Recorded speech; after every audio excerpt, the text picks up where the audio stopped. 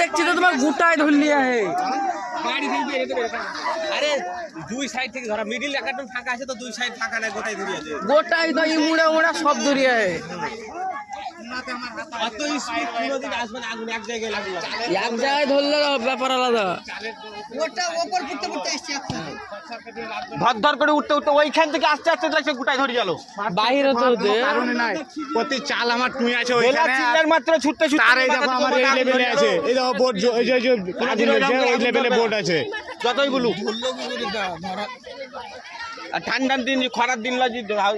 আগুন হয়ে আছে সব ওই দূর থেকে ছুটতে ছুটতে গোটাই ধরে গেল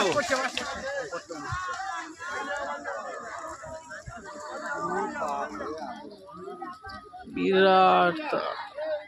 আঁচ উঠছে রে